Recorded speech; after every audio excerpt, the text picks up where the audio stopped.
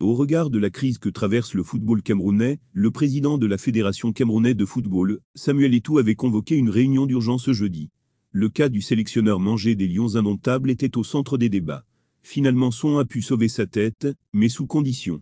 Selon les informations, ses pouvoirs ont été diminués. Rigobert Son maintenu sous certaines conditions. Le manager sélectionneur sera désormais managé par la DTN. Il est obligé de collaborer avec la haute autorité technique du football. Il perd une partie de sa souveraineté, par rapport au choix des joueurs. Il sera obligé de faire un rapport détaillé de chaque stage avant, pendant et surtout après.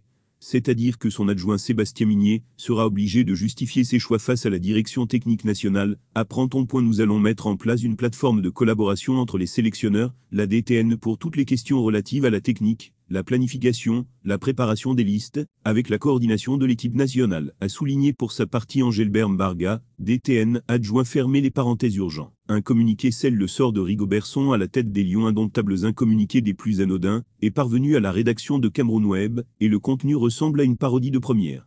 En effet, le communiqué apporte un énorme soutien au sélectionneur Rigobert Son, qui n'est pas en odeur de sainteté avec le public sportif camerounais après une nouvelle défaite face à la Namibie mardi dernier. Son bilan étant très loin d'être reluisant, beaucoup demandent à ce que Samuel Eto'o prenne ses responsabilités et limoge immédiatement son ancien coéquipier et capitaine de l'équipe nationale du Cameroun des années 2000. Mais le communiqué trouve un autre coupable à descendre et disculpe le grand défenseur Rigobert Son. À tous les membres du comité de soutien au grand Rigo, notre valeureux courage national. Nous devons combattre tous ceux et celles qui s'aviseront à ne pas reconnaître les qualités d'entraîneur de notre Magnan, qu'ils aient le courage de critiquer le président de la FECAFOOT qui a transformé notre fédération en une chorale pour ses louanges et les joueurs, comme ces sujets. Ils sont en train de nous faire le sardinard et tout, et bon, mais ce sont ses collaborateurs qui sont mauvais.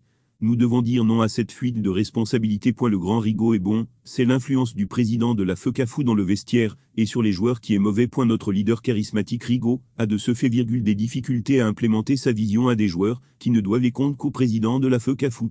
N'hésitons pas, au besoin se fera, d'apporter notre soutien au travail accompli par notre cher frère et aîné Rigo, tout en rappelant la toxicité de l'influence du président de la fédération. Sauvons notre soldat, lit-on dans le dit communiqué.